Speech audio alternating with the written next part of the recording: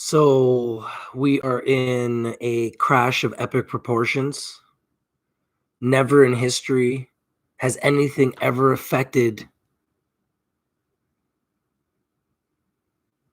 the entire world more than the coronavirus. Never in history. This is literally a historic event. The markets are crashing like we've never seen before. Major League Baseball just canceled their operations. The NHL today announced that they will suspend their season. National Basketball Association yesterday announced that they would suspend their season. 2 players in the NBA have already tested positive for the coronavirus: Rudy Gobert and Donovan Mitchell. Now we've heard that the Prime Minister Trudeau's wife is now being tested and is in isolation for the coronavirus. And the Prime Minister is now in self-quarantine himself because he's been in contact with his wife. This is a very fluid situation. It's changing very, very fast. We've seen Tom Hanks and his wife have contracted the coronavirus. Now my son, who plays and is training for the MLS Whitecaps team, they just announced the closure of their season for now.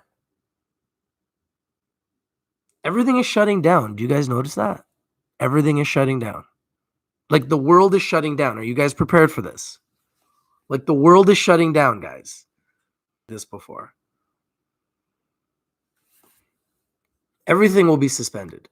Everything is getting suspended. Bit Graphic says, next up, school will be suspended. Someone special says, hi. Yep.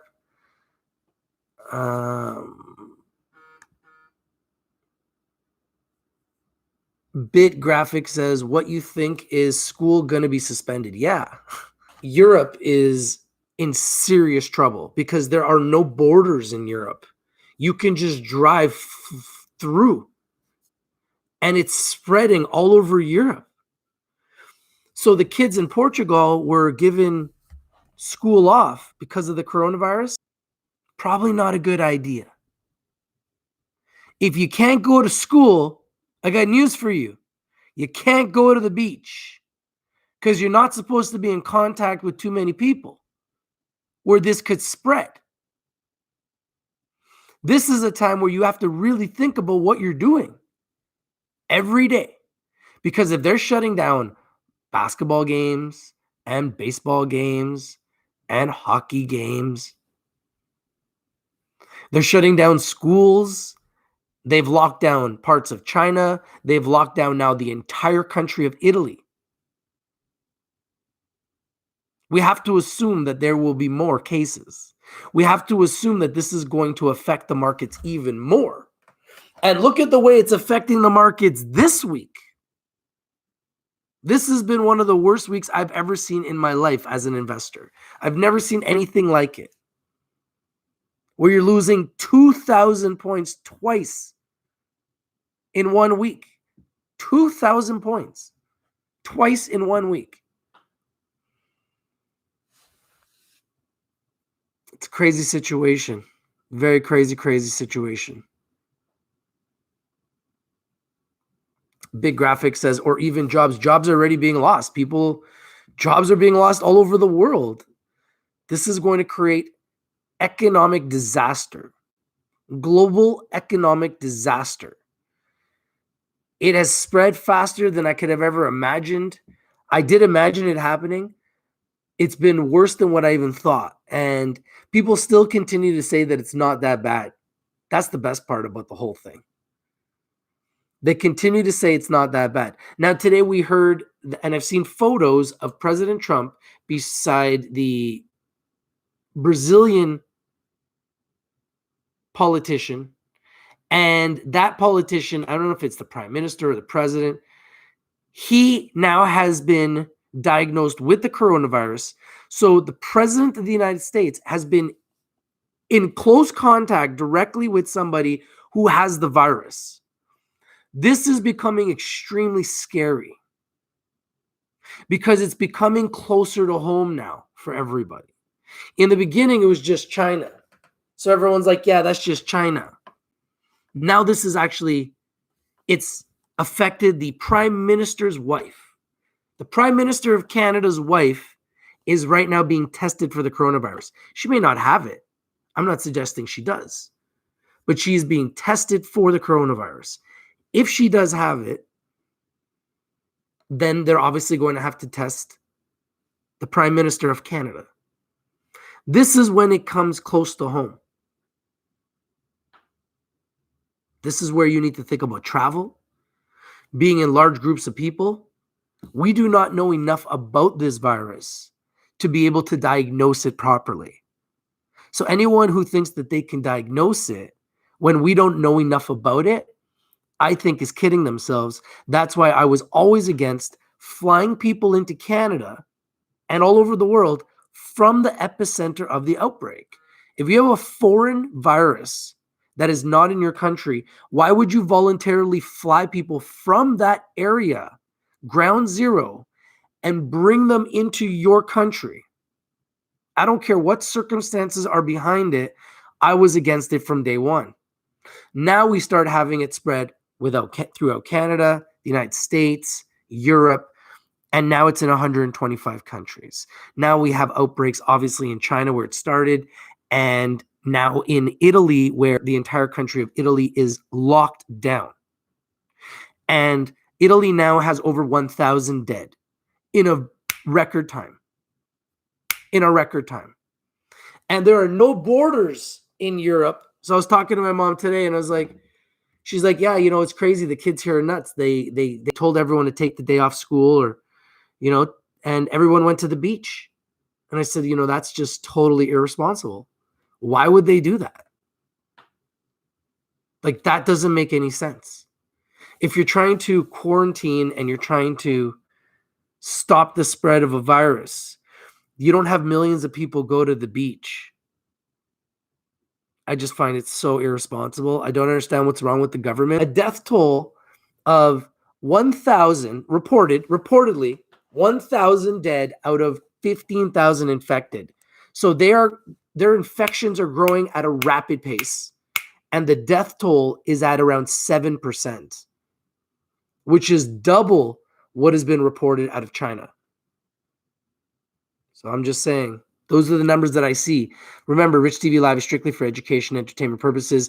I don't have any of the real information at my fingertips. I just go by the information I see on the news. So I have no idea if that's true. I don't have all the real numbers. I'm not a scientist. I'm not an expert. I'm just a person who wants to engage in conversation. I did think this was serious from day one. I was right about that. I predicted it would be in 100 countries. I predicted that 7 weeks ago. I was right about that. I predicted we would have deaths in Canada and the United States. I was right about that. At this point, all bets are off. I have no idea how bad this is going to get. I hope we can get an antibody, a virus, a vaccine sooner rather than later.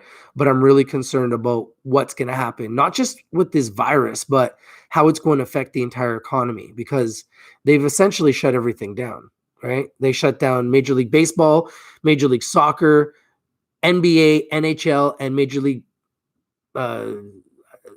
everything. Everything is shut down. So it's like, my son was trying out for the Whitecaps, the professional local club. They just shut down. I don't know what to say. Virgo King says, something deeper, I think, is going on. This is just too much. It's crazy. Virgo King says, the government is putting the clamp down. Man, we got to do something. Vin C says, it's like every stock is on sale. It's a once-in-a-lifetime event. It's true, but the question is, how does it get better from here? Until we find an antibody, until we find a vaccine, Until we find a cure, I don't see how this gets better. That's the part that's worrying me. So if you want to start shorting stocks, that's probably the way to make money right now. And if you want to learn how to trade, join the Trading Academy. You guys can learn to trade from your phones. And we have members that have, one of the members this morning made 15 grand by the morning because he's just shorting everything. And he's making a killing. So, I mean, there's opportunities to be made money up and down in a market like this. The death toll, the human element of people getting sick and dying all over the world, that's one thing. How does it affect the economy? When you start having schools shut down, jobs are being shut down, people aren't going to work, that shuts down the economy. People start running out of money. Then what? When people start running out of money, then what? People are going to start to loot. People are going to start to steal. Crime is going to go up. It's going to get really, really scary if we can't get things back if we can't get things back to normal. I would say in at least 3 months, I would say max 6 months. There's going to be a lot of problems. It's going to be a lot of problems.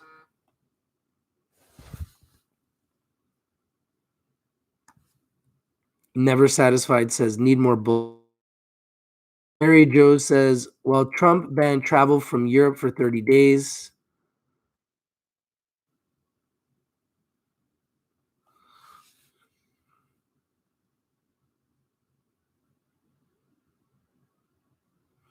Well, Trump banned travel from Europe for 30 days.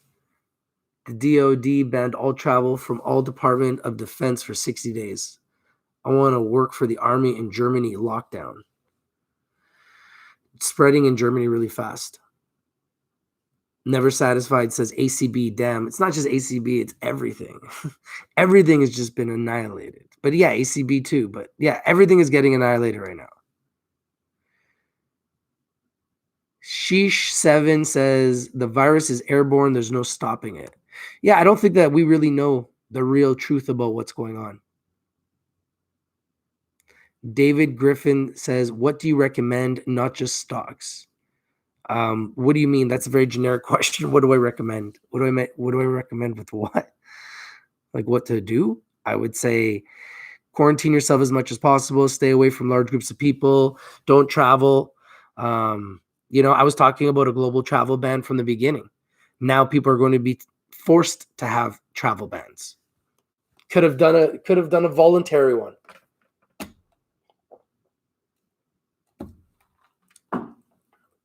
Could have had a voluntary global travel ban. Stop the spread of the illness right there. Right there. No, let people travel.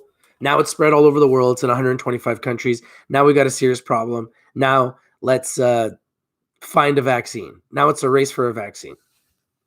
And that's where we're at.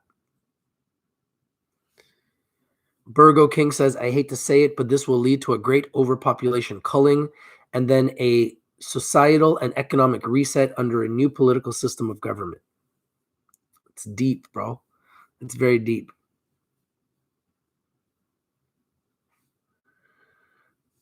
Sheesh7 says, I strongly disagree. I think spending more time out in nature is healthier than being locked inside of your own. Hold all these artificial things. We have a porous and have no way of fighting bacteria. I know, but if you go outside then, and if it's airborne or you're around other people, then you can catch the virus. So kind of damned if you do, damned if you don't. You can still go to your backyard.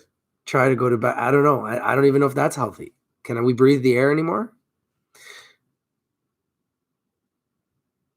Burgo King says, I think the government and the military have been preparing for these times for a number of years now. Never Satisfied says, all fugazi anyhow. Bit Graphic says, conspiracy theory is that this virus came to wipe out the population because it is getting overcrowded. Yeah, there's the Georgia Guidestones, right? Hey, Michelle, how you doing? Matt Vieno says, legal depopulation. Yeah, how come we can't find out who did this? With all the world working together, we can't figure out who did this? Burgo King says, Bit graphics, the world is overpopulated. That is for sure. I agree. This will be a calling.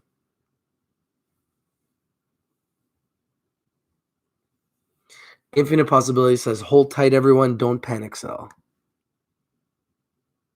Matt Vieno says, I watched Pandemic on Netflix a few months ago. I recommend it to everyone.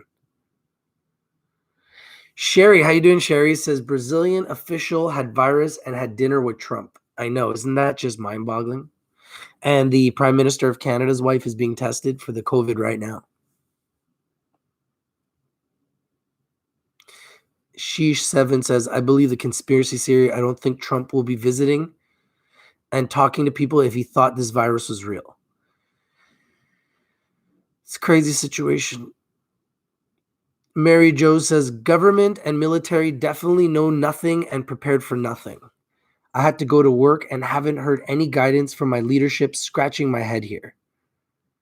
It's a crazy situation right now. People are like trying to live in a bubble. But down because of people like me, because of a YouTuber, because I'm on YouTube, the NBA shut down, because I'm on YouTube, Major League Soccer shut down in North America, because I'm on YouTube, Major League Baseball, NHL, National Hockey League, and National Basketball Association shut down because of a YouTuber. Come on, man. It's bigger than me, man. This is bigger than anybody. Anybody can get it. The question is, what is the antidote? What is the vaccine? That's what it comes down to. Matthew says, a lot of LA County schools suspended as well as USC and Pepperdine. Plus, remember, guys, it is spring break. So it's easy for schools to shut down right now because they were going to shut down anyways. Spring break.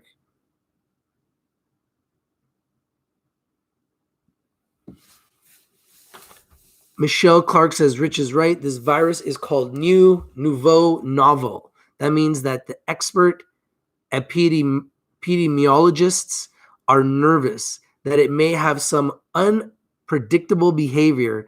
That is why many elite are avoiding. Yeah, I think everyone should try to avoid it. We don't know anything about it. So anytime somebody tries to be very ignorant with me and be like, well, it's just like a flu. I'm like, how do you know? What do you know about this? Nobody knows anything about it. It started in China. What do we know about this? Nothing. It's brand new. We know it's killing people and we know it's spreading. That's what we know. We don't know anything else. So every time people try to talk about, oh, we know this and we know that, I'm like, what do we really know? We don't have a cure. It just shut down all sporting events in North America. So that's a pretty big thing as far as I'm concerned, because I love my sports. And now all sporting events have been shut down. Why? My son's chance to play for the Whitecaps has been taken away. Why? Because they don't want people to have human-to-human contact. So when they shut down schools in Portugal, why did the kids go and rush to the beach like a bunch of fools? Because the government is not telling people, hey, like China at least told their people, stay at home. In Portugal, they should do the same thing.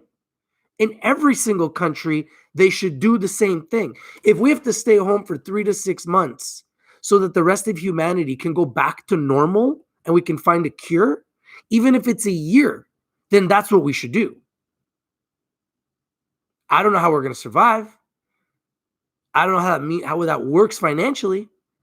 All I'm trying to say is if we have to quarantine like China did, then that's what we need to be prepared for, because it's coming.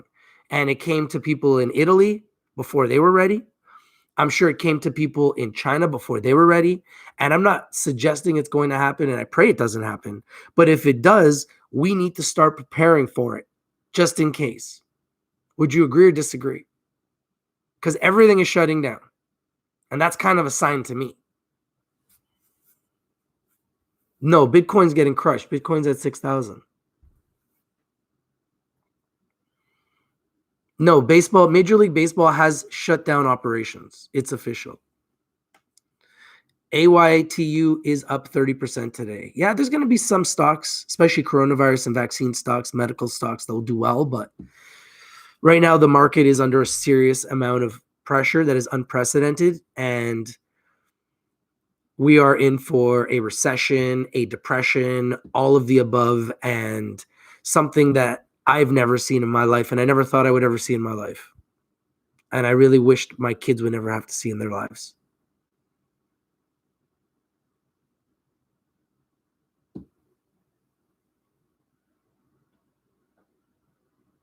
Reefer Outjoin says, like a little kid, I'm like, are we there yet? Are we there yet? Are we there yet? No bottom in sight. It's very scary, Reefer, because we have a long ways to go, bro, because we were just at all-time highs. So who knows how low it can go when we're dealing with a global pandemic that is now affecting everything. It is literally affecting everything. People are losing jobs. Sporting events are being canceled. People are getting infected with this all over the world. And there are outbreaks in multiple countries. So, it's a pandemic now. It's official. It's affecting the stock market tremendously. And it's affecting everything. Gold is down. Oil is down. Bitcoin is down. People want to talk about oil hurting the economy. How about the coronavirus that's shutting everything down? It just shut down all major league sports in North America. Understand that every single major league sport in North America has just shut down now. They're all shut down until further notice.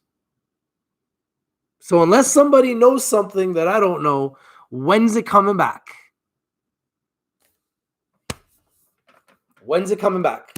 Baseball in China. It's been 3 months for them.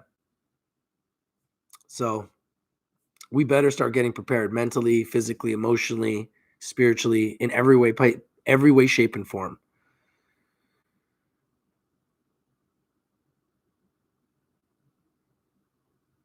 Infinite Possibility says, Burgo King, the world is not overpopulated. This is a load of shit. Michelle Clark says, Governor Cuomo said that the public school children in New York City are poor and will not. We can all stop the cramming wildlife in unsanitary conditions for consumption. Abusive animals and shitty farming practices are the root of all of this to begin with. That's definitely one theory, but nobody really knows the true beginning of this. Swiss German says, is now the time to buy Valens? You know what? I don't see the end. So until we see the end of this, it's very difficult to decide when is a good time to buy, because what's the end of this, guys? Where's the end of this? How does this get better? How does this get better from here? This is what I'm trying to say. Like, where does it get better? How does it get better? When I started reporting on this 7 weeks ago, my worst fears have now been realized. So when people are like, is now a time to buy? I would say, no, now's the time to short. Let's be honest. Now's the time to short. It's not just Aurora. Everything is down. Like, everything is down and everything is going down.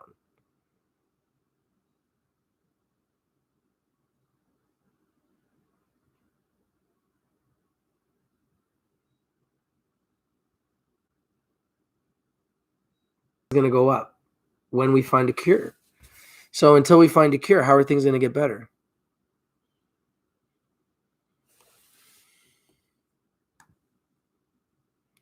Michelle Clark says, Burgo King, preparation and practice is different than being in the real show, or everybody that practiced something would qualify as a professional. Not true. Sherry Levy says, which means this is scary. Yeah, well, yeah, it's scary. If it's the thing that everyone in the world is talking about, and there's people dying, there's people getting sick, and all the major league sports just shut down, obviously it's scary. Benny Paul says, drastic times calls for drastic measures. Can't say it any better than that. I would wait because, what's the bottom of this? What's the bottom of this market? Nobody knows. Right now, you need to turn into a short. You got to short everything. This is a short market. It's a shorter's paradise. Swiss German says, does anybody buy Valens right now or better waiting? I think you got to wait. Infinite Possibility says, I heard the best investing advice yesterday. Stop trying to predict the future and learn to react to the present. Bam. That's all you need to know. Yeah, the present is right now, you got a short. Benny Paul says they are bringing in a new financial system and killing off the pensioners.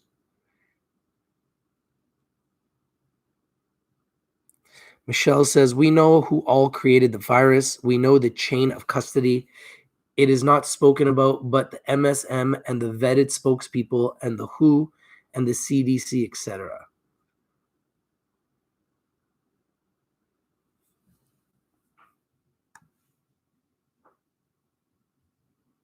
Reefer, what are you talking about? Virgo King says, infinite possibilities know the world as far as the land surface is not overpopulated, but there is overpopulation in major global cities and migration of populations, especially to the US. Mr. Bitcoin says, Rich, we've been telling people to stay home for at least a month. You know, we just need to prepare ourselves for what's coming. Infinite Possibility says, if nobody knows nothing about it, why are people suddenly professionals diagnosing it and identifying it? I hear about it, but it is BS. I don't know what to say, bro. You have your opinion, right? Everyone's allowed to have their opinion, man. I've been telling you guys what I thought about this since day one. It just shut down all the major league sports. So unless you guys think that all major league sports just wanted to take a long vacation, I think that this is clearly something very real and very serious, whether or not you want to take that advice. Virgo King says, infinite possibilities. I wish someone would invest in starting new cities in the USA. Start with 21st century urban planning and infrastructure. Yeah, like they did with Dubai. Kill Pill, the Warlock says China has only 10 new cases. That is what they're reporting. Nobody knows what the real numbers are, but apparently they are saying it's getting better. So that's good. Rodrigo says, what's up, brother? What is a good buying point for Bitcoin and it is worth purchasing at a low? It's very hard to tell right now. We're in a global crash right now. Everything is crashing and everything is falling at a very, very fast pace, Bitcoin included. And we don't know how low anything can go. I mean, it's Thursday, tomorrow's Friday. We've had like 8 red Fridays in a row. So chances are we're going to go down again tomorrow. So we're in some type of a hell of a situation in the markets. So we need to be very, very careful right now.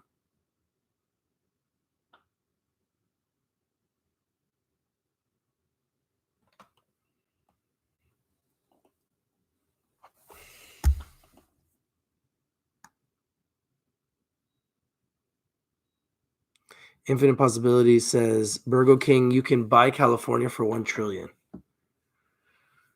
Alexander Carpenter says, welcome to the 120s. Yeah. It's a crazy world, man. It's unbelievable time. Burgo King says, infinite possibilities, not even if it's sold for $1. Matt Viano says, Kill Pill, the Warlock. If China said they only had 10 new cases, they probably have 10,000 new cases. Yeah, I mean, nobody really knows the true numbers. That's the thing, right? Mr. Bitcoin says the cure for now is hydroxychloric plus zinc plus quercetin. Hey, man, if it's that easy, then you've got the cure and save the world, man. You're a billionaire overnight if you got the cure.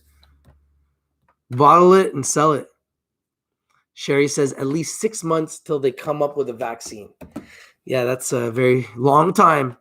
At 6 months of the market going down, there won't be any market left. J80 says, hey, Rich. What's up, Jay?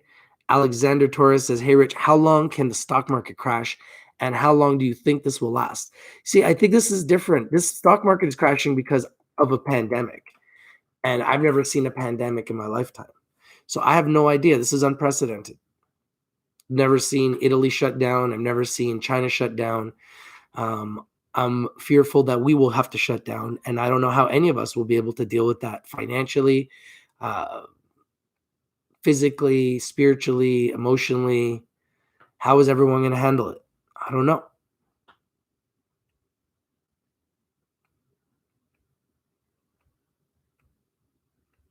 Kill Pill the Warlock says, will Canada steal all my money? Nobody knows what anyone's going to do in a time like this. Infinite Possibility says, global reset. I don't know. I don't know what to tell you guys. This is a crazy situation.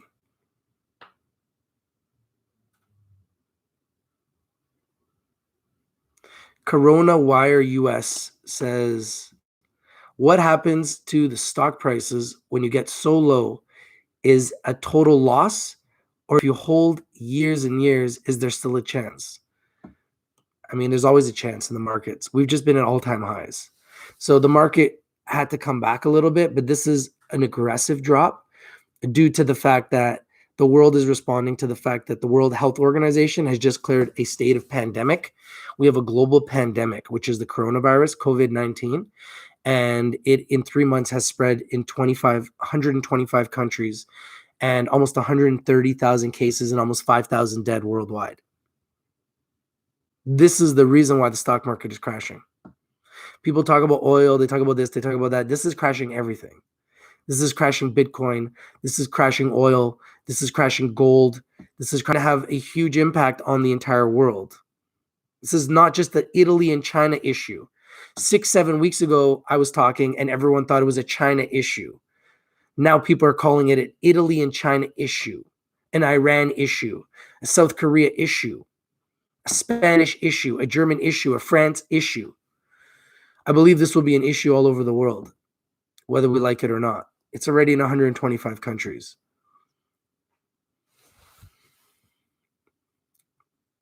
Virgo King says, Rich, you think this outbreak will yield opportunity for Bitcoin as maybe is happening as opposed to make predictions? Because I think it's very difficult to make predictions in times of uncertainty.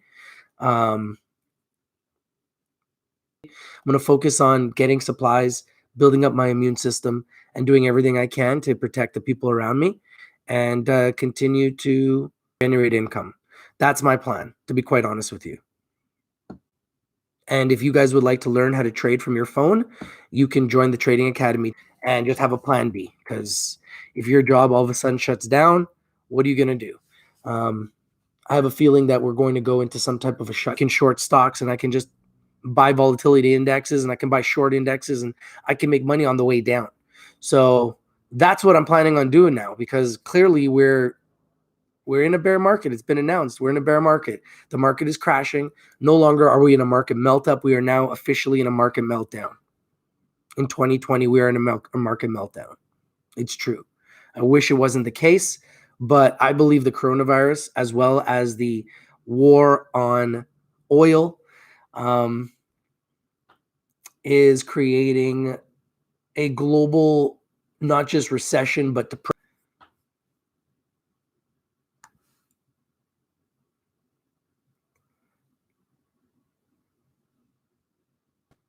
The Canadian guy says, I hope you guys have physical gold and silver in your safes. Seek First says 6-month minimum. Seek First says chaga mushrooms, Google. Mr. Bitcoin says, I'm buying more stocks today, but it seems futile for months. Yeah, that's probably shorting would be a good idea. Infinite Possibility says, I'm ready to go. I would love to live longer, but I'm ready to go. I'm not ready to go. That's for damn sure. I'm definitely not ready to go. Virgo King says, Mr. Bitcoin, where you get that stuff? I have a bottle of GNZ zinc. Mr. Bitcoin says, gold went down. I think everything is down. Seek First says, whether the virus is real or fake, the agenda is real. Oh, the whole world is taking notice because look, all major league sports in North America have just been shut down. Stock market's crashing. Clearly, this is real. The effects of it are real. People want to call it some type of a mirage, or people want to live in a bubble and pretend it's not real. This is clearly very real. I don't think this is just a buying opportunity. I think this is, this is a serious problem that we're going to be dealing with for a very long time. And we're starting to see politicians are getting it, and actors are getting it, and athletes are getting it. So anybody can get it. Anybody can get it. Those are the facts. The market just closed. So let's see. How bad? What was the final number?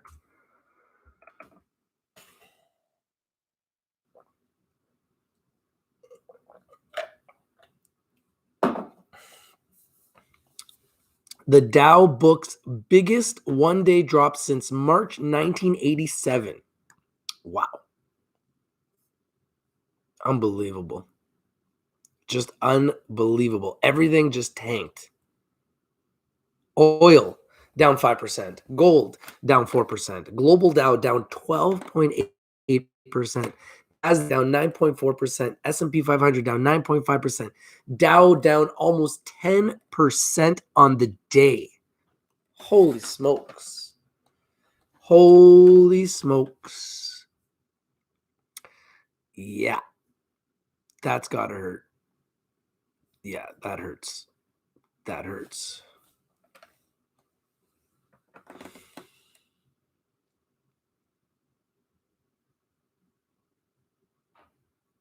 Maybe see another 10 to 20% drop.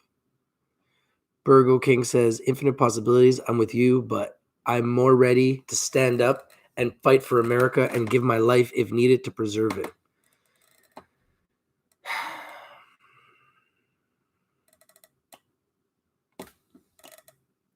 Virus is magnitude WTF. Yeah. Take zinc. Zinc is the savior.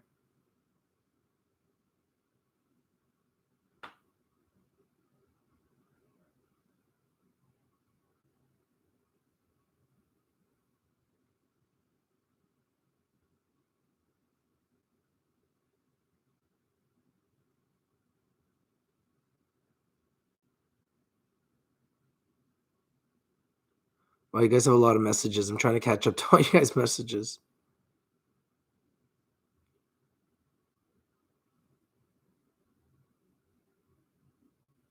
Mr. Who can sit here and blame China? I have no idea about that. That's not what I'm here to do. Reefer Aljoin says, I've been a Harry Dent fan for 20 plus years. Check his books out. Tom Penny says, what's up with INO? I mean, you know, INO is going through the same things that everybody else is, right? INO is going through the same thing. Hey, you know what? INO is having their conference call. Inovio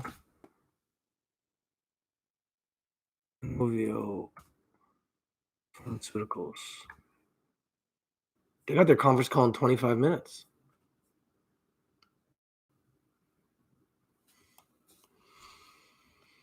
I'd like to hear that.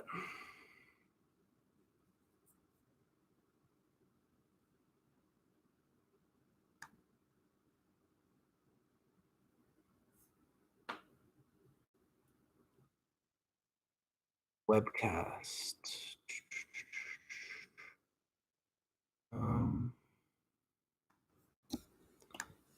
Inovio earnings call.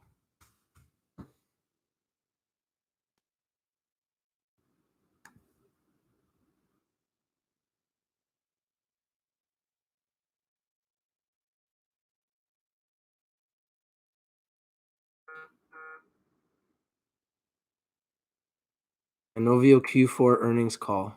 25 minutes.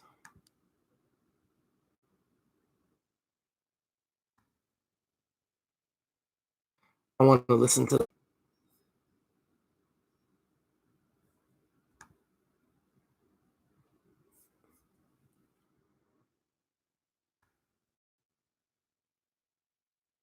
access the live webcast.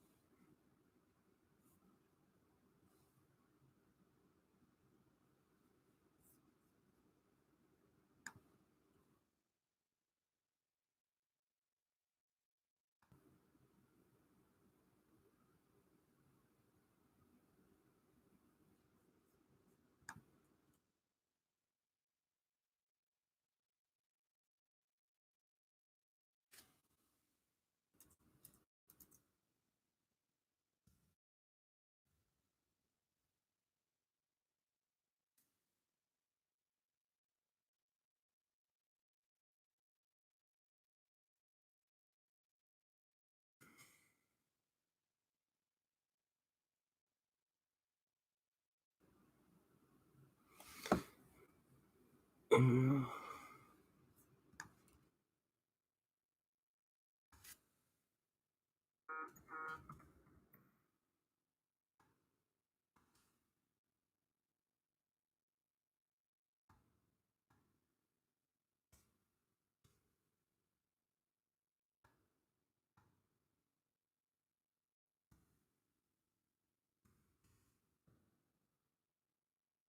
I'm just trying to log into the Inovio Pharmaceuticals conference call, which will be live in about 20 minutes. All right. Launch webcast.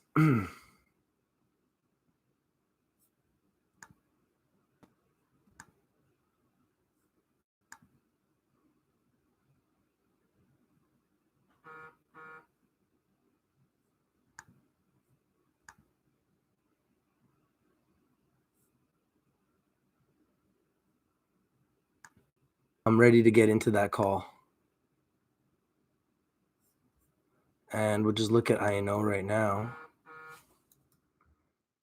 Take a look real quickly at INO. Inovio Pharmaceuticals. Wow, they're at 950. So they're at 950 and up 13%. Oh, and then aftermarket, they went down 6% to 889. Wow. Interesting. Very interesting. So it'll be interesting to see what this call sounds like.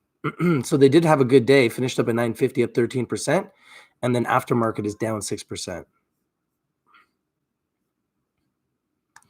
Yeah, Mr. Bitcoin says this is a recession. Yeah, I think it's bigger than that. I think it could turn into a depression because this is a global problem here, and we're all trying to work together to figure out a solution. And nobody really knows how bad this is going to get and how it's going to affect our lives until it happens. It's one of those things that you only see in the movies. You don't really see these things every day.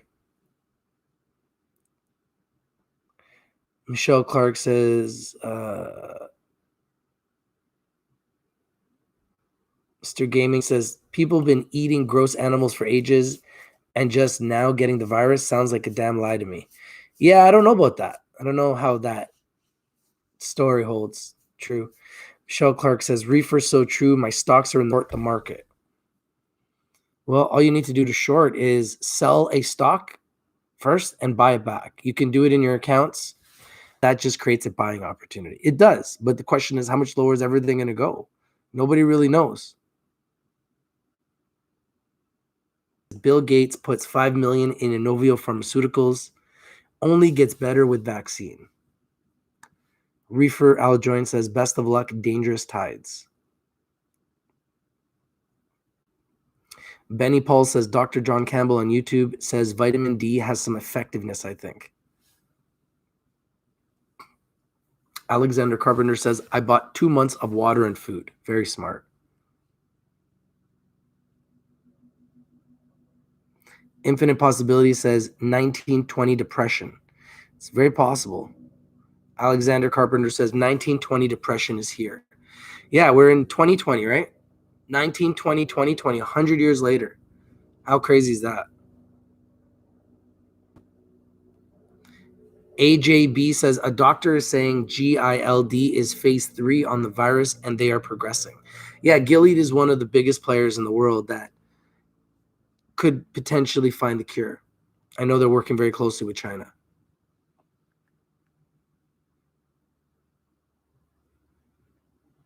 Reefer Aljoin says palladium down $500 today, down 1,000 in the past week. People are just pulling their money off the table, man. That's what this is at this point. Infinite Possibility says, I don't think this is the end of the world. The world has been around for longer than anyone can count. Alexander Carpenter says, WWE canceled their events. Yeah, it's not the end of the world. It's the end of the world as we know it. We're no longer going to be able to live the way we used to. You know, now if you go into public, you have to wear a mask, or you can't go into public places with large groups of people. We can't go to sporting events. It's changed our lives. People that are older, that have immune systems that are compromised, are at more risk. So it's a different world until we find a cure.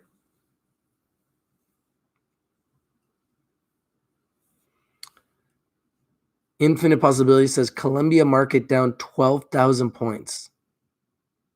Reefer Aljoint says gold to silver ratio 100 to 1. Denla says I am up over 100% since Friday in shorts. Think I am dropping them tomorrow. You're going to cover tomorrow? Sherry Levy says people fighting over toilet paper. Are they really? AJB says by the time the vaccine comes out, the COVID-19 virus will get worse. Will be like a part 2 coronavirus by that time. Yeah, that's a very scary thought. It'll mutate. Tom Penny says thoughts on INO earnings. Well, I'm about to stream their conference call. So I think we'll get the thoughts directly from the company. Then I'll give you a better idea. But right now I'm just still trying to digest the 2,300 point loss today in the Dow Jones. Almost 10%. 9.99% right now. So trying to digest that right now. Pretty crazy day, to say the least. Very crazy day, to say the least.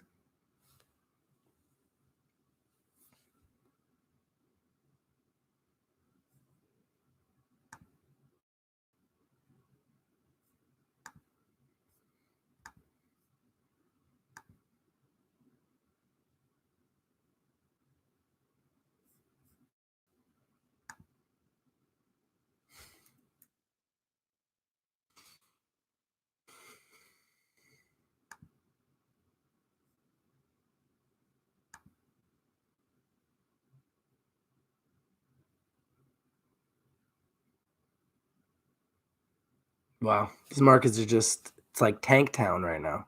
It's crazy. Wow. Can't believe how much some of these things have dropped today. It's unbelievable.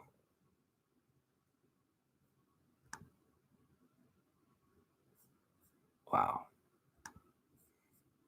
Unbelievable. Infinite Possibility says this is a horrible nightmare.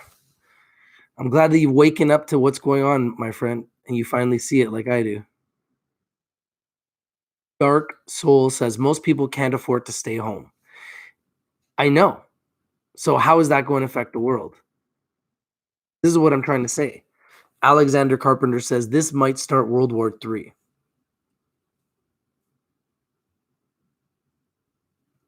Infinite Possibility says I'm logging off. Don't panic sell like the rest of the world. Reefer Aljoint says this is why you should always have 6 months worth of bills in your bank account. Yeah, but most people don't. Michelle Clark says shorter's paradise. Wow. Benny Paul says I emptied my bank accounts. It's probably a smart move. Sherry Levy says should have already been getting ready for staying at home. Benny Paul says do the same before the banks go bust.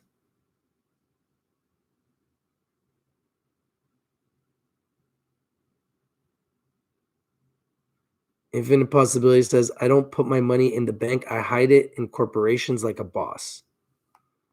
Rogers Aquarium says there will be no vaccine. Could you imagine what that would look like? Infinite Possibility says the market is not going to go away. I know. We should all be shorting right now.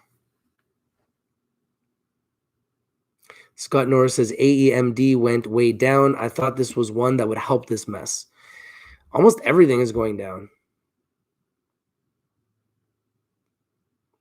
Infinite Possibility says look at the history of the market. The market goes back to the 1600s. Yeah, but the market's never dealt with something like this before. This is next level. We don't have a cure, guys, and it's spreading all over the world.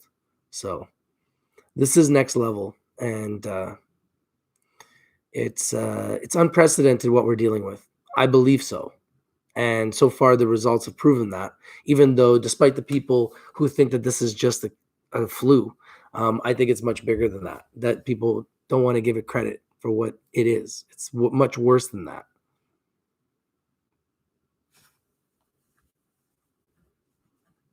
Gaming says, I hope the guy that created the virus gets found and tortured. Yeah, tell me about it. Alexander Carpenter says the bank is collapsing soon. Denlaz says Aurora time to buy. Man, I can't remember the last time I even thought about Aurora.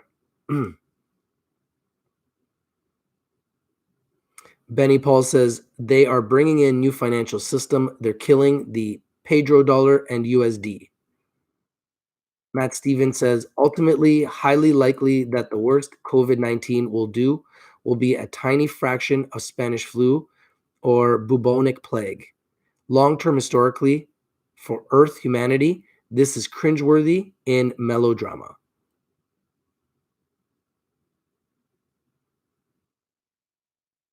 Infinite Possibilities apparently doesn't like Aurora very much.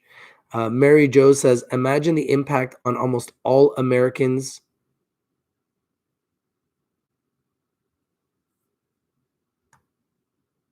Imagine the impact on almost all Americans because we have shitty healthcare.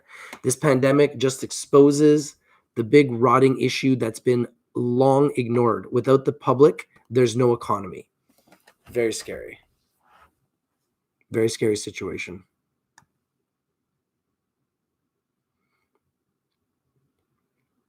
Rogers Aquarium says, more dead coming soon to a hometown near you. It's true, whether we like it or not. That is true.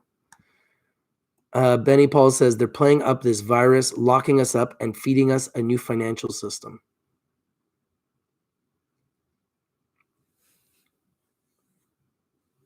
Infinite Possibility says, thanks for bringing us the news, Rich, but if you dwell on it, you are going to make yourself crazy. I don't think I'm dwelling on it. I just think that I'm actually more real than some people. I think a lot of people want to live in their bubble and pretend like this isn't happening. I want to actually pay attention to what's going on around me. I don't want to live in a bubble. So, better than be living in a bubble. You know, there's some people that have said to me that because of my videos, they got food, they got water, they got more prepared. If I can help save lives, then I'm doing my job. It's not about money for me at this point, you know. If you ask me what you should do, I'm going to tell you to short the market, short everything. The market is in a recession. We're clearly in a recession. That's it. There's nothing else I can tell you. Short the market.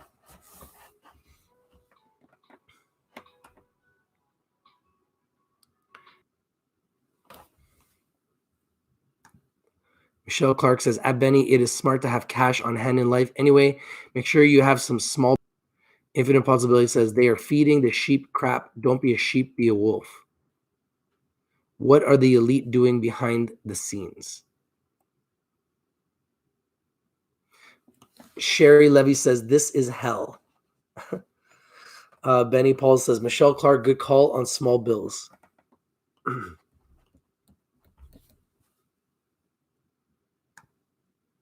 Infinite Possibility says, I haven't given you a like in a while, Rich. I'm going to give you a like. Hey, I appreciate that. Thank you.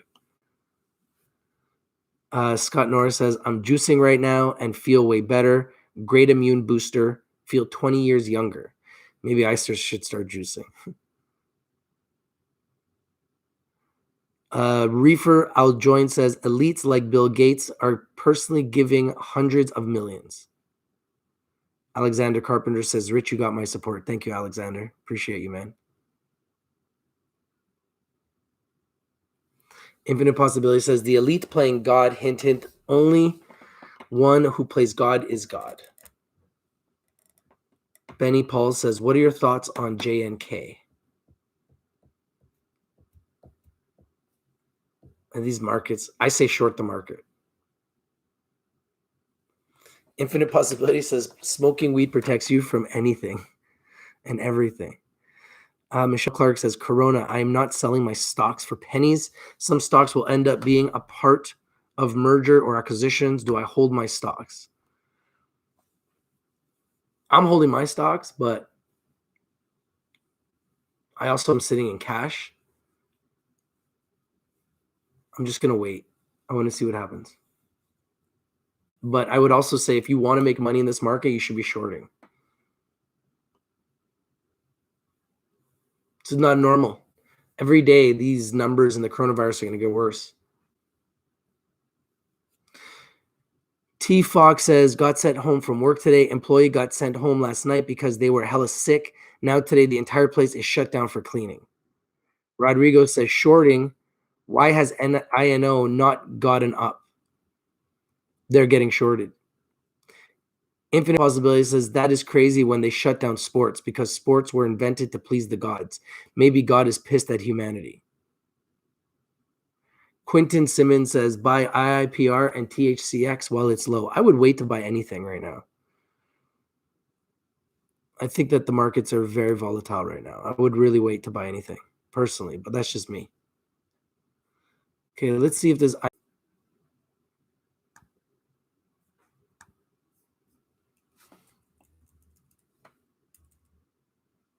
day I've ever seen in my life as a trader. And apparently the worst day since 1987. So it's pretty unprecedented what we're seeing right now.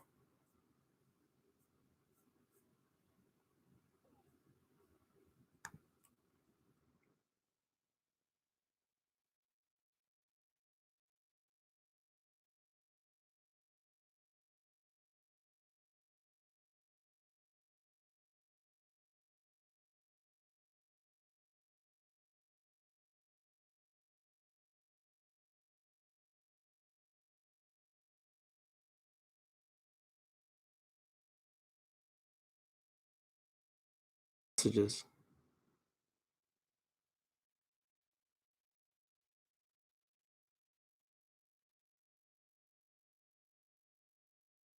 Oh yeah, tomorrow is the Friday the 13th. Great. Let's just add more fuel to the fire. Like happily. Oh my goodness.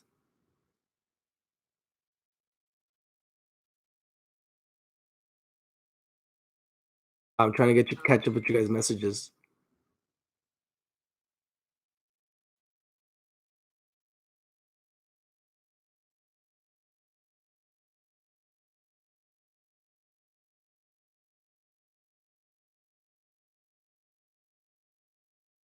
Someone special says, I expect silver to go back up eventually. Silver, due to its antimicrobial properties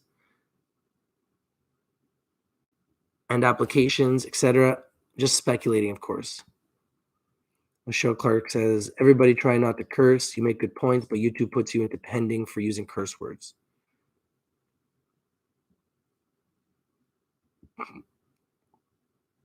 Matt Stevens says, let's say it kills 50 million people before it recedes. It would be a mere short-term blip. That would be a footnote in a history book in 200 years' time, for Christ's sake. Reality check. Yeah, but you know what? For our world right now, for what we're dealing with day to day, this is a big deal for us. We can't just say, oh, yeah, in history, it's just a blip on the radar. I'm not worried about history. I'm worried about what we're dealing with right now. And what we're dealing with right now is something that we don't understand, something we don't know how to fight, something that we don't know how to. We had like a 6-7 week window before it got into our neighborhoods and it affected us here in Canada and America. But now it's affecting us. So guys, smash the like button. We are live. We are interactive. The market's just crashed. We're having an epic crash. The market has turned from all-time highs to now we are having record-breaking low days. And I believe it's because of the coronavirus. And I've been saying this for weeks. And I was predicting a market melt up in November, and we had a market melt up. Now the market is melting down. So when you consider all of the different factors, market was melting up. Oil war, coronavirus. It's like the trifecta, the perfect storm. The market is now crashing. It's going down fast. There's no end in sight. And there's definitely no end to the coronavirus. So as long as the coronavirus doesn't end, how does it get better? That's really the questions I have. How does it get better from here? Why is it saying I'm in this telecast, but it hasn't started?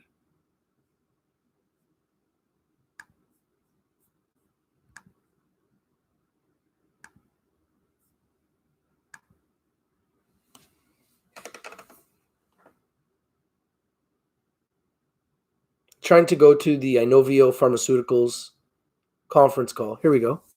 Call is being webcast live on our website, ir.inovio.com, and a replay of today's today's call will be made available. Following a general business update, we will conduct a question and answer segment, which will be reserved for equity research analysts.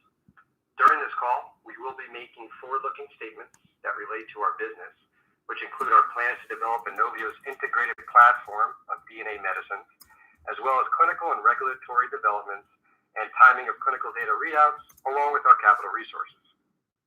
All these statements are based on the beliefs and expectations of management as of today.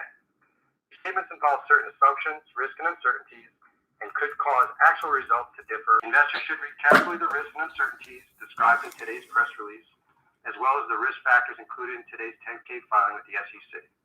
I would now like to turn the call over to Inovio's President and CEO, Dr. J. Joseph Kim.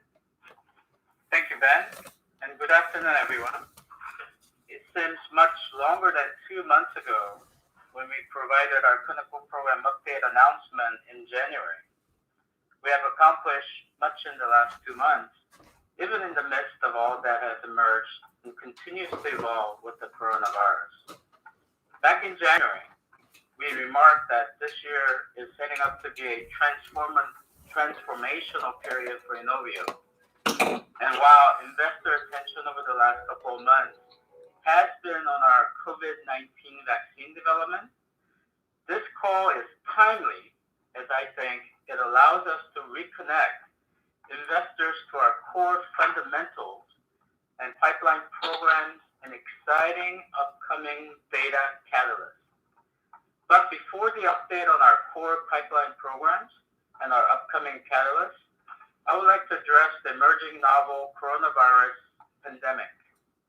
For an overview of our COVID-19 vaccine development, I'd like to introduce our Senior VP of R&D and our COVID-19 team lead, Dr. Kate Broderick. Kate?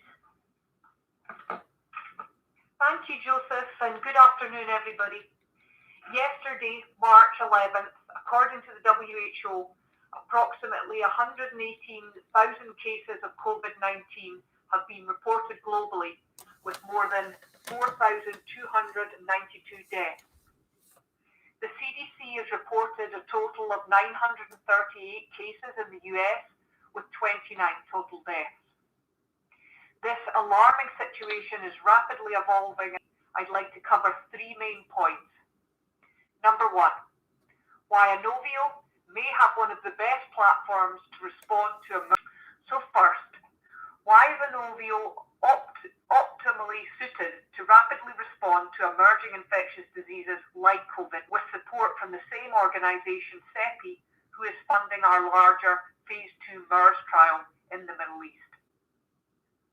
In addition, Inovio's DNA medicines are stable at room temperature for over a year and at 2 to 8 degrees for more than 3 years. When you contrast that to other vaccine approaches like recombinant proteins, viral vectors, and the messenger RNA after the LNP formulation step, these must be kept at minus 80 degrees. Perhaps more importantly, our DNA medicines have demonstrated an acceptable safety profile in over 2,000 patients. So let's move on to Inovio's COVID-19 vaccine development progress to date. On December 31st, 2019, Inovio scientists learned about a novel coronavirus named SARS-CoV-2, which caused an outbreak of respiratory disease in Wuhan, China. Shortly thereafter, on January 10th, 2020, Chinese researchers shared the genetic sequence of the novel coronavirus. Using this information, we designed a DNA vaccine, INO-4800, in 3 hours. So how were we able to do this so quickly? Well, DNA vaccines do not require the possession of the virus to make a vaccine. In addition, our deep understanding and expertise in coronavirus vaccine development from our previous and ongoing work with the related coronavirus that causes MERS allowed us to be able to move very quickly. In the second half of January and into February, we began small-scale manufacturing of the vaccine and completed the first phase of preclinical testing. I'm pleased to say that we saw the expected type of immune responses in these studies. robust preclinical data has been shared with our public and private partners and is currently in consideration for publication in a peer-reviewed scientific journal. And I can assure you that our dedicated research team and our global collaborators are generating even more preclinical data as we speak. In addition, INO 4800 is the 16th product to enter the clinic using our DNA medicines platform. We are able to leverage this extensive clinical and regulatory experience and expertise to rapidly advance this vaccine into the clinic. My third and final point is related to future steps and milestones. Our goal is to begin human clinical trials in the US in April. We are also planning to begin human clinical trials soon thereafter with our clinical partner AdVaccine in China and potentially in South Korea with additional collaborators and funders. Contingent upon positive data and public urgency and funding, we are capable of delivering 1 million doses of INO 4800 by year end, based on our existing resources and capacity. As Joseph mentioned during his White House meeting with the US Coronavirus Task Force, we will need additional resources to scale up and make enough doses to help protect the American public from COVID-19, as well as to contribute to the collective global efforts to curtail this virus. Inovio is committed to leading the fight against this global pandemic, and we look forward to updating you on our progress in the near future. Lastly, as you will have probably seen in our release this morning, we announced a new $5 million grant from the Bill and Melinda Gates Foundation to accelerate the testing and scale up of the Selectra 3PSP proprietary smart device for the intradermal delivery of INO 4800. Initial development of Selectra 3PSP was started in 2019 with an $8.1 million funding support from the medical arm of the US Defense Threat Consortium.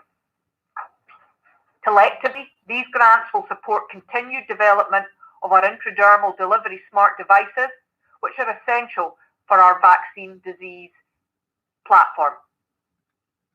This latest grant comes in addition to the funding that we received from CEPI earlier in the year of $9 million, which fully funds the development of INO 4800 through US Phase 1 clinical testing.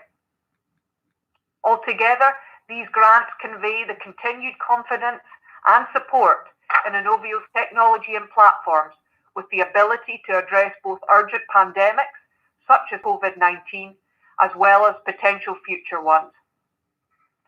We sincerely appreciate our partner support on these endeavours, and we look forward to sharing more with you in the coming months. And with that, I'd like to turn it back to you, Joseph. Thank you. Thank you, Kate. We really appreciate all the work that you and your team are doing. I can tell you from my recent interaction with public health threat and cooperate with other companies and organizations on this important effort as a part of the COVID-19 vaccine community. You and our Inovio team continues to be a vital part of this development, working around the clock towards getting a vaccine into humans as quickly and safely as possible. We can't thank everyone enough at Inovio. This has truly been a team effort. With that, let's continue on our core pipeline program updates. First, our new product candidate, INO 3107.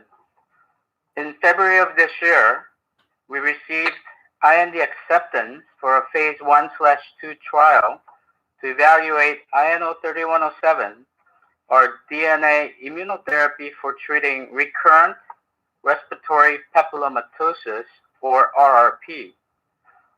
RRP is a rare disease caused by HPV type 6 and 11 infections. This condition causes non-cancerous tumor growth, leading to life-threatening airway obstructions and occasionally can progress to cancer.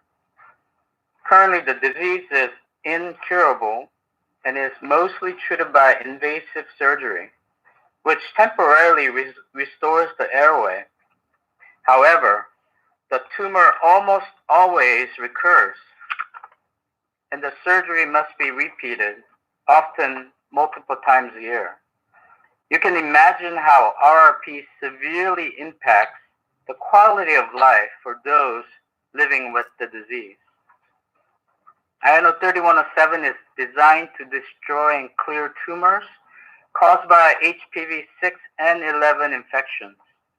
It has the potential to provide people living with RRP a long-term improvement in their disease, especially as an alternative to often frequent and debilitating surgeries that do not address the underlying disease-causing virus. We first saw INO-3107's potential in results from a pilot study of 2 RRP patients with HPV 6 infection, which were published in the peer-reviewed scientific journal Vaccines recently. 4 injections of immunotherapy allowed 2 hours per year to manage this disease. But after dosing with our immunotherapy, 1 patient was able to delay. The multi-center phase 1/2 trial will evaluate the efficacy, safety, tolerability, and immunogenicity of INO-3107 in approximately 63 adult patients with HPV 6 and/or 11 associated RRP who have required at least 2 surgical interventions per year for the past 3 years. The subjects will first undergo surgical removal of their papillomas and then receive 4 doses of INO-3107, 1 every 3 weeks. The primary efficacy endpoint will be a doubling or more in the time between surgical interventions following the first dose of INO-3107 relative to the frequency prior to study therapy. In addition to initiating this efficacy trial, Inovio also plans to apply for orphan disease designation with the FDA's Office of Orphan Products Development. This very exciting opportunity for Inovio adds to the growing body of evidence that Inovio's DNA medicines drive clinical efficacy in multiple HPV-related diseases. They have already demonstrated clinical efficacy in 3 separate clinical indications.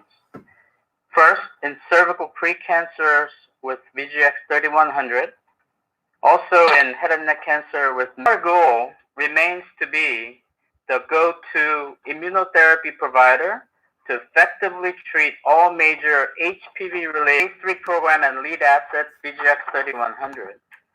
Our phase 3 Reveal 2 trial for cervical HSIL, 2 sites open in Brazil and South Africa, along with 4 new US-based sites.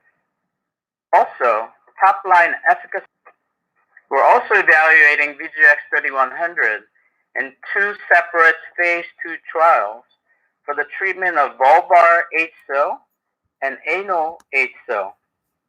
Preliminary efficacy and safety data are planned to be provided later this month at the American Society for Colposcopy and Cervical Pathology, or ASCCP, 2020 scientific meeting on anogenital and HPV-related diseases. Now, turning to immuno-oncology and our exciting progress on INO-5401 for treating glioblastoma. In November of last year, Inovio reported positive interim data on our phase 2 trial evaluating INO-5401 for treating newly diagnosed GBM at the SITC 2019 annual meeting. INO-5401 is a T-cell activating DNA immunotherapy encoding for 3 tumor-specific antigens, HTERT, WT1, and PSMA, and combines INO-9012, our immune activator encoding interleukin-12. We're also evaluating these combinations with Libtayo, a PD-1 blocking antibody produced by Regeneron Pharmaceuticals in collaboration with Sanofi. Key early interim data from the 52-patient trial show that 80% of MGMT gene promoter methylated patients and 75% of MGMT unmethylated patients were progression-free at 6 months, measured from the time of their first dose. This substantially exceeded historical standard of care data of approximately.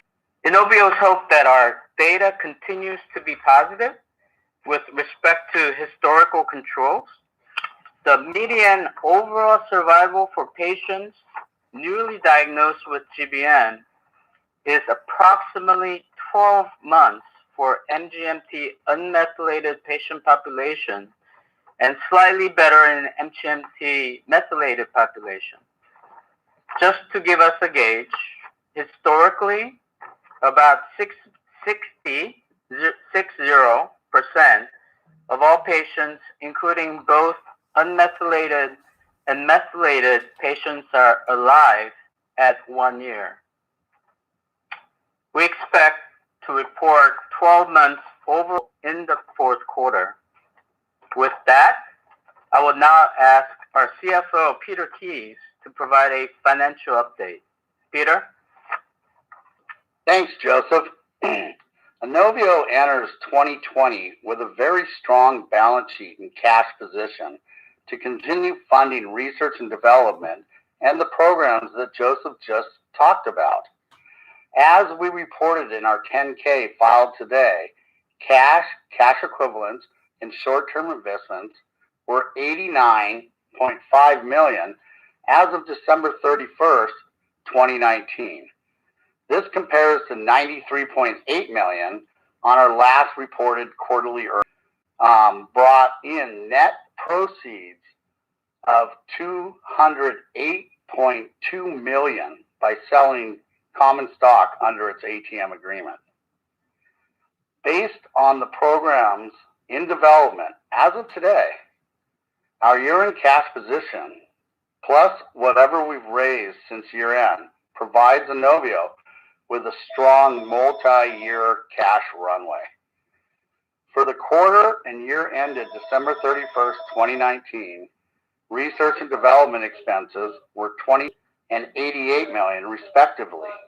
This compares to $26.4 million and $95.3 million for the same periods in 2018. The year-over-year decrease in R&D expenses was primarily due with AstraZeneca, among other small variances.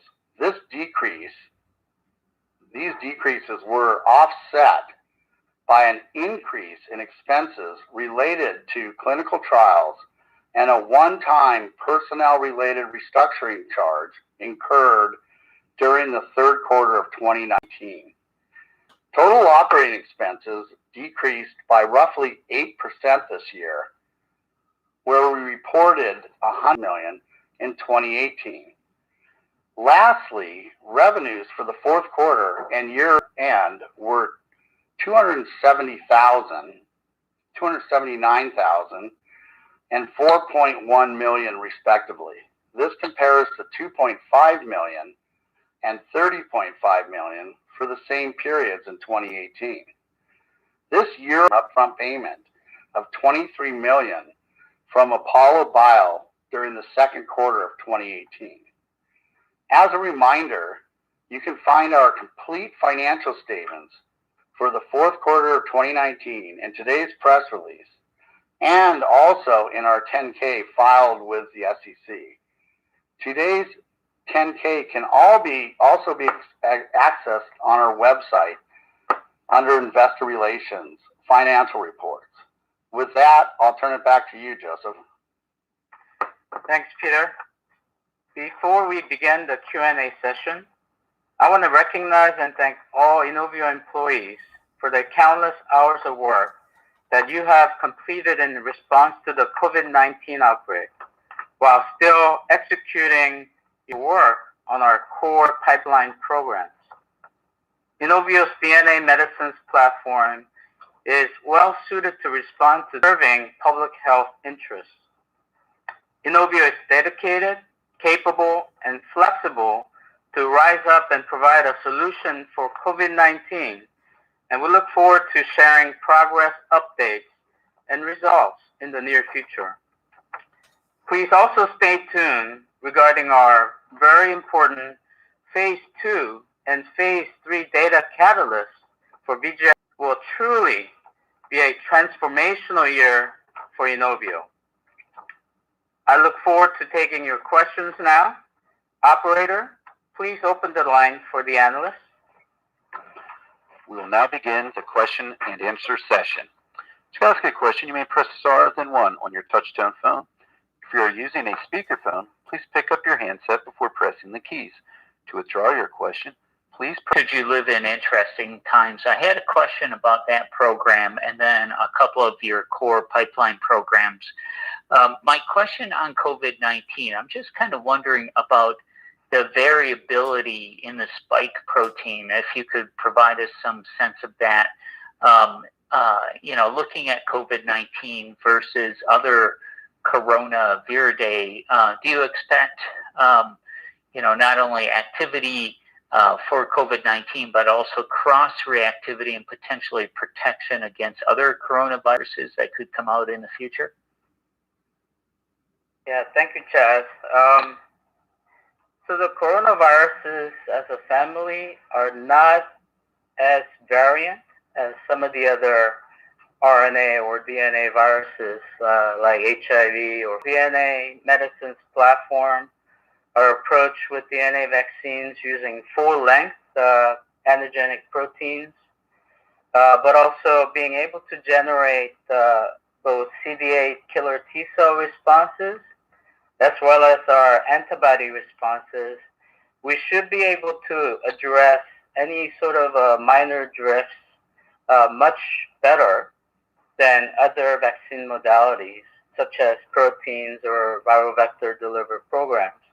So while we will be continuing serving the quite confident in our approach using INO 4800. Okay, that's very helpful, Joe. And moving on to the core pipeline programs, considering the cervical dysplasia or 3100 program, for Reveal 1 and 2, I know Reveal 1 is fully enrolled, but in terms of 2, do you see any timing impact on enrollment due to going forward?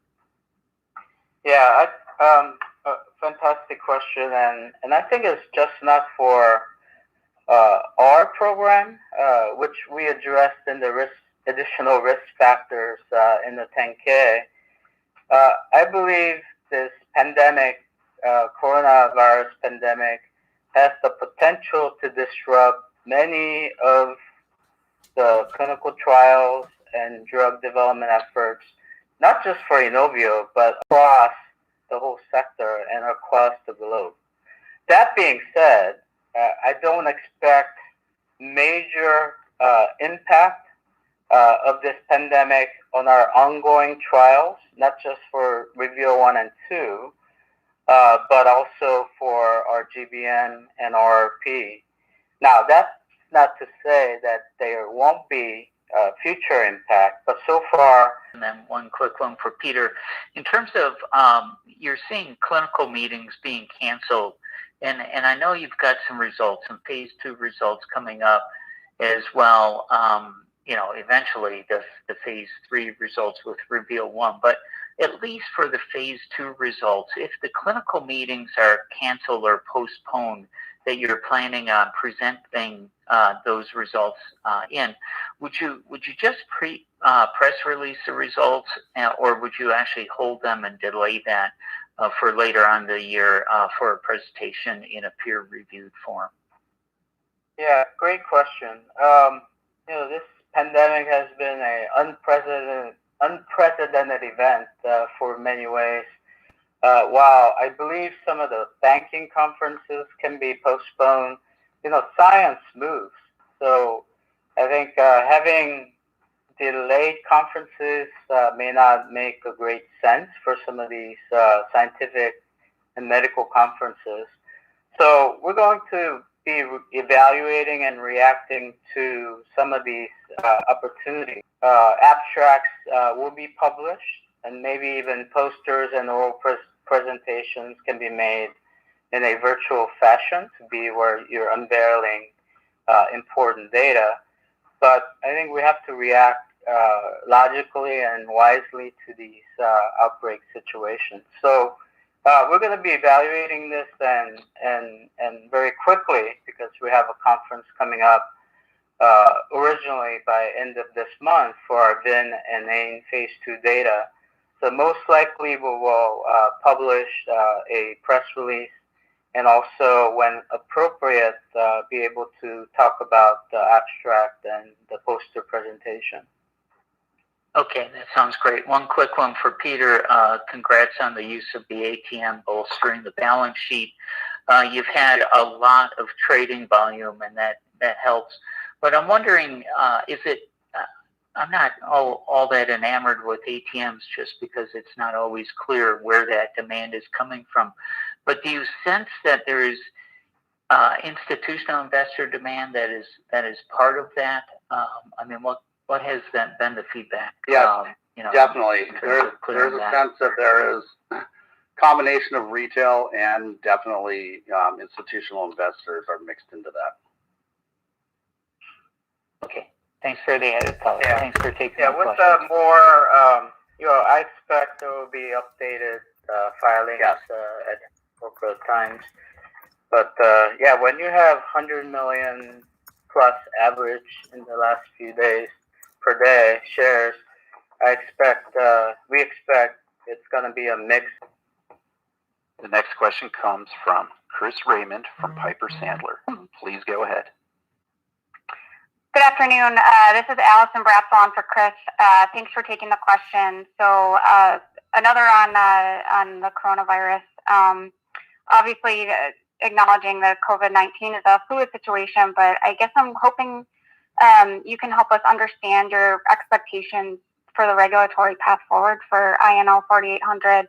I think maybe it'd be helpful if you could discuss your takeaways from discussions with regulators, and maybe just talk about what you see as the most likely path forward from now to 1 million doses in hand by year end to widespread use in 2021, and kind of talk about what kind of milestones we should be looking for. I'll preface this by saying there are still a lot of uncertainties and things are moving, and NCAA tournaments canceling. So, and our kids' school type of interruptions and disruptions to occur in the homeland. And certainly we saw the type of dire situations in China and Italy and South Korea and elsewhere. That being said, our team's razor focus on getting INO 4800 into a first-in-man phase 1 clinical trial in the U.S. Everything is really executing well. Our ducks are lined up in order, and I believe our team is working very hard to live up to what our target was in starting our phase 1 trial in the U.S. in April. That being said, we're also looking forward to additional opportunities, not just looking at the phase 1 objective of safety and immunogenicity and the dosing levels of the INO 4800. We're looking at a potential to seek early signals of efficacy, and we're looking at in 3 geographical areas. The first is China. We have a partnership with Beijing Vaccine to enter that territory with INO 4800, again with phase 1, but we're looking to accelerate into an efficacy setting as soon as we're able to. Second, similar opportunistic trial opening in South Korea.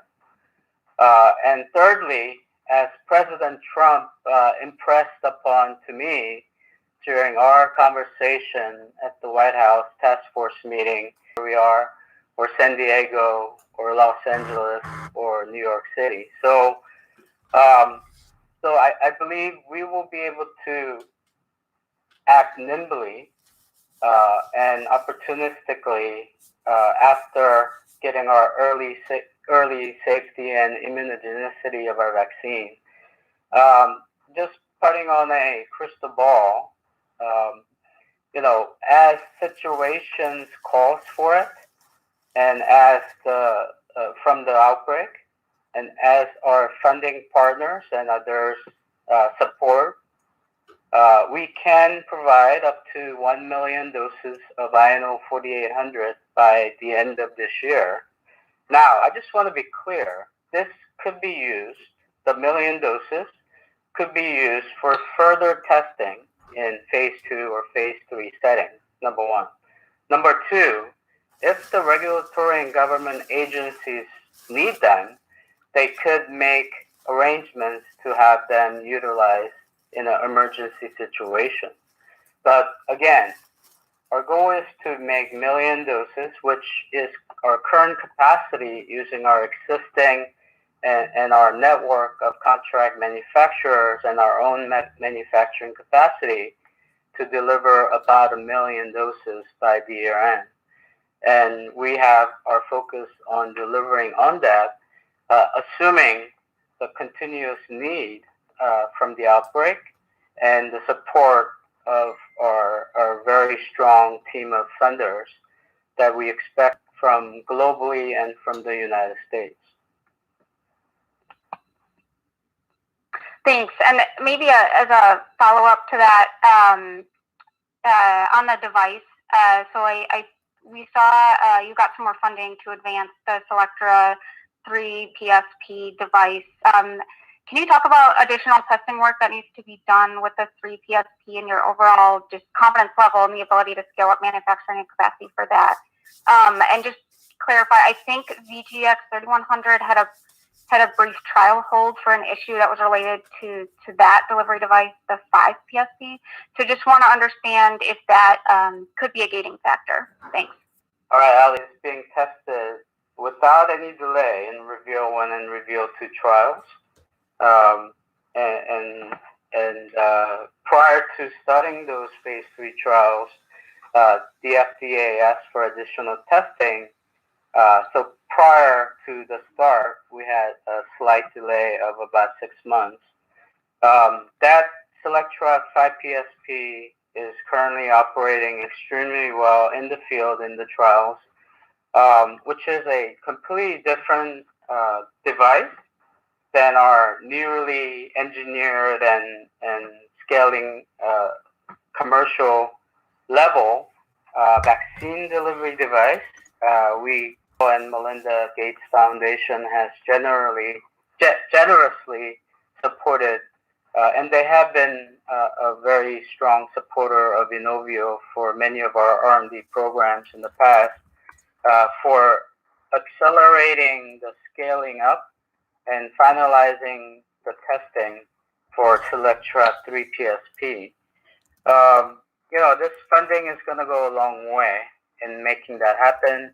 We also had $8.1 million funding just for this device about a year ago, and that had us start that development. This entering lines in anticipation of delivering multi-million doses of INO 40, utilizing our current pilot device. But if we're planning for 50 million doses or 500 million doses, as some of the public health experts are forecasting, that will require a massively the disposables that we have engineered in to Selectra 3 PSP. So we're quite happy and grateful for the Gates Foundation funding. But also, we're happy to tackle this challenge of scaling up, and I believe you should be hearing more about these type of efforts that we're putting in with a lot of directed external funding from various sources. We're very happy and grateful to CEPI and the Gates Foundation, but we expect this coalition of funders will continue to grow in the coming weeks and months. Okay, thanks for that clarification. Thanks, guys. Yep, thank you. The next question comes from Stephen Wiley from Stifel. Please go ahead. Yeah, good afternoon. Thanks for taking the questions. A couple from me. I guess first, just regarding the 3100 update in the other anogenital HPV types. Can you just frame up, I guess, what we should be expecting in terms of just the magnitude of patient data that we'll be seeing from each subgroup, and maybe just give us a little bit of a framework for some of the historical outcomes data that you would expect to see in this setting? Yeah, so vulvar and anal HSIL are orphan disease. So the number, prevalence, and incidence are not as high as the cervical pre-cancer that we're addressing with VGX 3100 in a phase 3 Reveal 1 and 2 testing. As you know, we are conducting 2 small phase 2 trials for each of the indications, anal and vulvar HSIL. While the indications have similar names, these 2 diseases are very distinct, as well as enrolling 33 vulvar HSIL patients in a separate trial. At the conference end of this month, maybe in an electronic virtual form, we plan to present at least 50% of these population. What we're looking for are the regression of vulvar or anal HSIL down to low grade or full clearance, as well as the impact on HPV 16 or 18 viral infection. So in that regard, the settings and the approach are similar to our cervical HSIL phase 2 and phase 3 studies. We're very hopeful to see and present positive response in regressing HPV 16 or 18 specific HSIL in a vulvar and anal setting. Okay, that's helpful. And then I guess one on COVID. So I think the MERS vaccine that you guys have in phase 2 is currently on a 3-dose schedule, which I think requires patient visits at I think it's 0, 4, and 12 weeks. Just kind of curious if you know now, I guess based on some of your preclinical data, whether or not you would expect a similar dosing schedule with COVID, and I guess maybe if you could just talk a little bit about how you envision, kind of a protracted 3-dose regimen kind of playing out from, a mass deployment type of perspective. Yeah, Steve, great question, and we've learned a lot. As we stated, Kate and I stated at the during our prepared remarks, we learned a lot from our MERS phase 2A study, as well as our earlier studies in Ebola, HIV, and we know 100% that 3 shots are better than 2, and 2 are better than 1. That's an absolute fact.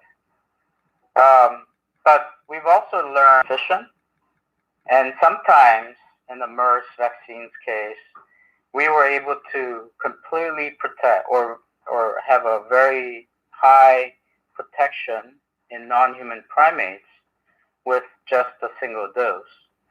So I can tell you, well, I'd rather not say that's not public, but I'm pretty sure we're not going to be able to deploy a 3-dose regimen or 3 visits for dosing in a pandemic setting.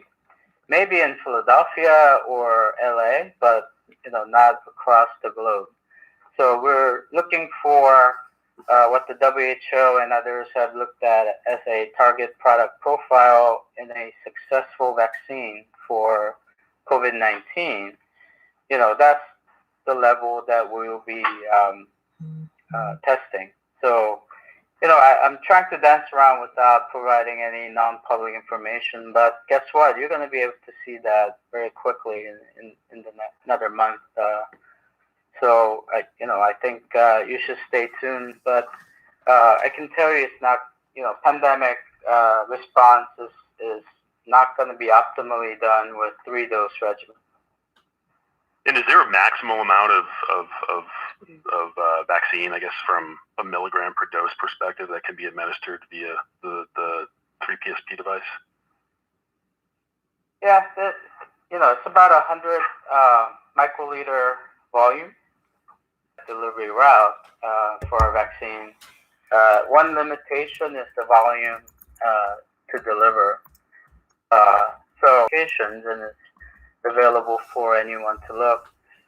We're able to generate robust immune responses in those animal models, even with a single dose at the level that we're looking at for clinical studies. So I don't believe our vaccine delivery is going to be volume dependent so much. I believe we will be able to generate the relevant immune responses using our vaccine dose that we are aiming to test in the phase 1 studies.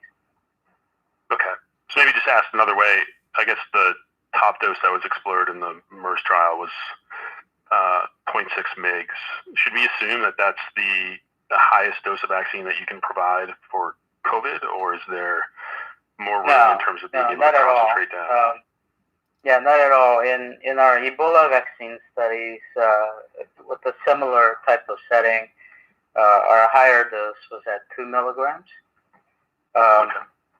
The MERS study was testing a different part of a hypothesis, where we were coming from a phase 1 study in the U.S. for MERS up to 6 milligram dosage using an intramuscular delivery. So we wanted to have a full. So obviously, less you have to dose in the vaccine, whether milligrams or volume, in the levels in these early phase 1 trials. But we have a pretty good idea based on our long expertise and experience in these vaccine studies, including MERS and Ebola and HIV and others, where a appropriate dose of INO 4800 might be. But that's why we do clinical studies to optimize those conditions. Okay. Thanks for taking the questions. Hey guys, thanks for taking my questions, and thank you for the update today. I just wanted to follow up on your commentary on the Selectra device. I think as you are advancing with the COVID effort, increasing interest and demand on hearing you basically frame up the user experience with the device, the patient experience, both the pros and the cons of the Selectra demonstration experience. Thank you. Yeah, thanks, Greg. Our Selectra 3P delivery intradermally, and we have published on this, the level of tolerability in vaccine studies has been very good. In a 0 to 10 VAS score, the patient reported pain score is around 2, which is within the magnitude of what you may expect from a conventional flu vaccine that one could expect from seasonal flu vaccination. So we're quite happy with the intradermal delivery using Selectra 3P. Obviously, from a user standpoint, the healthcare professional standpoint, 3PSP is a slick and well-designed, easy to use, and easy to manufacture device that's quite well suited for mass production for pandemic prepared efforts and preparing for large delivery of these vaccines. So we're quite excited about the progress that we're looking to make in this arena, and accelerating the 3PSP device was a very important component of our overall COVID-19 vaccine scale-up strategy. And again, I can't be any more grateful, and we couldn't be any more grateful to the Bill and Melinda Gates Foundation for their continuing support. Great, thank you, Joseph. And then another follow-up, as you have guided to trials beginning for the COVID-19 asset in April. I just want to clarify that the 30 healthy volunteers is what you have shared. Are there efforts also with respect to positive cases, as hearing your earlier commentary on Seattle and other regions, just trying to get a sense of the patient population that you're identifying for the next step and what we can expect? Yeah, Greg, thanks. The phase 1 study is going to target healthy volunteers to make sure they're not already infected with coronavirus. Probably is low even today, with about little over 1,000 persons. It's a growing number, but with 300 million plus people in the U.S., I think we can find 30 or 40 healthy volunteers. But that's an opportunity post phase 1 where there will be increasing potential. It's a opportunity to test our vaccine closer to home over time. The next question comes from Jonathan Aschoff from Roth Capital Partners. Please go ahead. Thank you. I was wondering, are you guys going to, use a coronavirus degenerative sequence such that perhaps maybe the fourth time around you have something already there to use, for a broadly useful vaccine?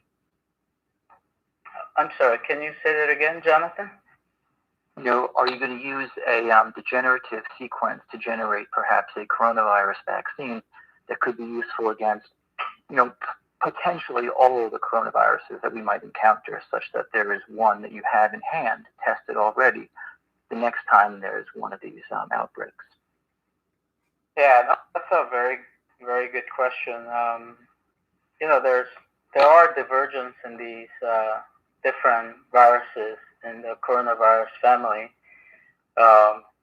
So a quick answer is we don't have that yet.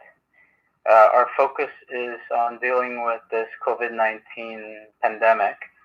But we have research programs where, we have extensive work that was done in researching and developing in early stages of universal or very broadly protective flu vaccines. And in the early stages of the outbreak, there were a lot of questions, very valid questions. Either could we use our MERS vaccine that's been produced and already been tested to be safe and immunogenic in people? could we use that? The what we found out later, most likely it wouldn't have a positive outcome. Could you use SARS vaccine? I think there are some researchers trying to address that.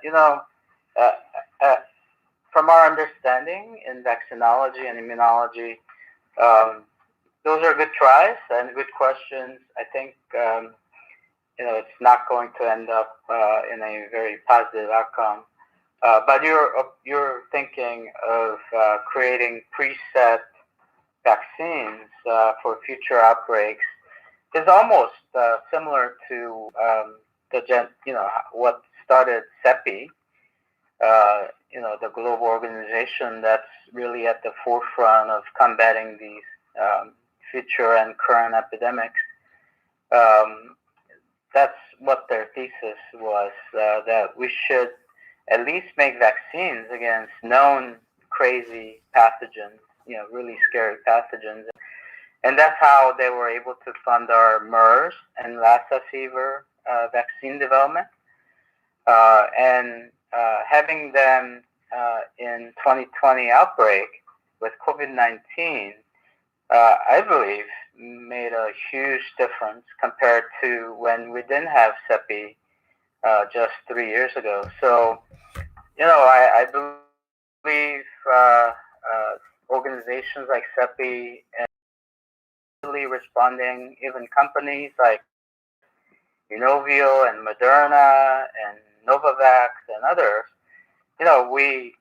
this true enemy in this battle, which is the SARS-CoV-2 or COVID-19 causing virus. So while we may have friendly competition in creating the best vaccine, most safe and effective for COVID-19, Inovio at least, we have our eyes focused on who our real targets are and who our true enemy is in this SARS-CoV-2 virus.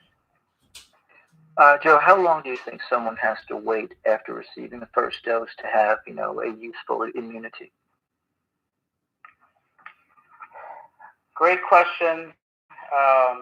We wouldn't really be able to answer that definitively in patients until we have opportunity challenge models that we're working with collaborators across the globe. Animal challenge studies will help us address that question more definitively.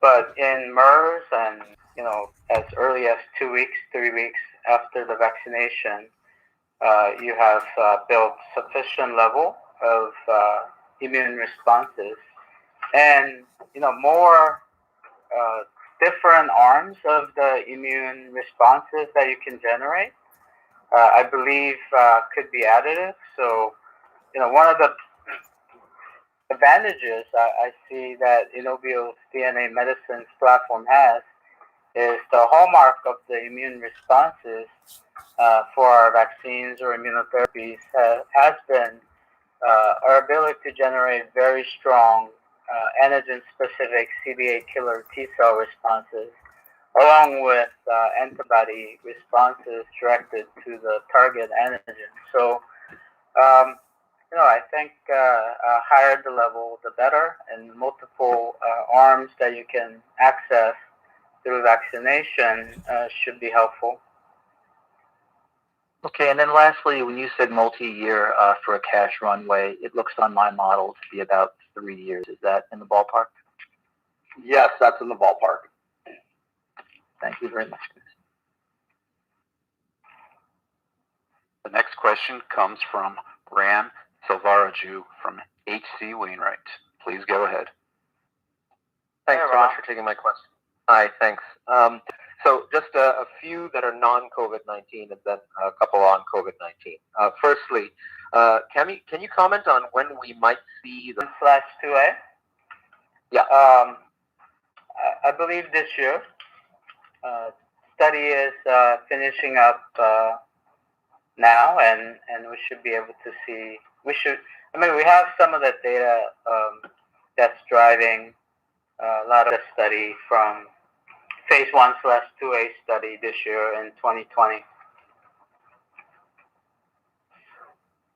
COVID-19 related potential perturbation of enrollment in any of the other ongoing non-coronavirus vaccine program studies?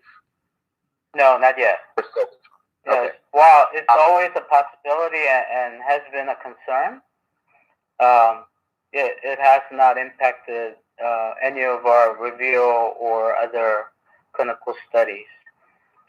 It could, as the outbreak and it's just been declared pandemic, and as the virus spread even more widely, it could be more pervasive and it could be a problem. But it's not just Inovio specific. I think it'll be a society or the whole sector specific potential threats. Yeah. But so far not. Okay. So then specific to the COVID-19 program, just a couple of questions here. When do you project your partner Beijing Advaccine would be able to kick off the clinical testing in China? Yeah, we can't really provide an exact date at this time, our projected date. We know as soon as possible, and it's going to be after April. Okay. Are there any plans to test 4800 in South Korea? Yes, we're also planning for that with additional collaborators and funders. Okay, and then just with respect to the CEPI grant, can you give us a sense of what specific activities relating to 4800 development that grant funding would cover? And does that indeed cover all of the expenses associated with the phase 1 study? So on MERS and Lassa, this up to $9 million grant is supporting all of the preclinical efforts, including clinical product manufacturing, and also the conduct of phase 1 clinical studies in the U.S. So really what you would expect from the completion of phase 1 studies in the U.S. Okay, great. Thank you very much. Yep, thanks, Juan. There are no more questions in the queue. This concludes our question and answer session. I would like to turn the conference back over to Joseph Kim for any closing remarks. Thank you, everyone, for joining us today. We look forward to speaking with you again soon. Have a great evening. Conference has now concluded. Thank you for attending today's presentation. You may now disconnect. So that was the Inovio conference call. I thought it was okay. Still a lot of uncertainties.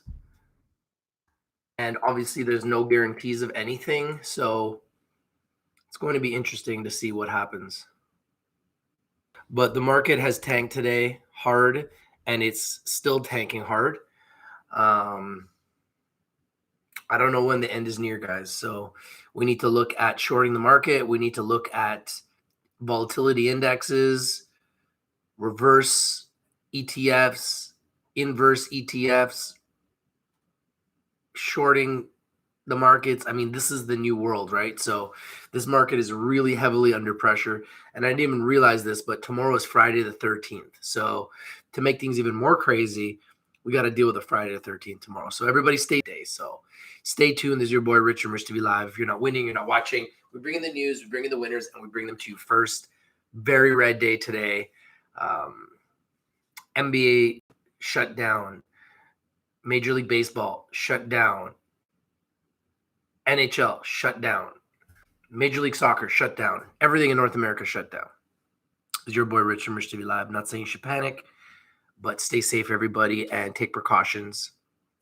Load up on toilet paper, load up on food, water, whatever supplies you think are important, and just stay safe, everyone.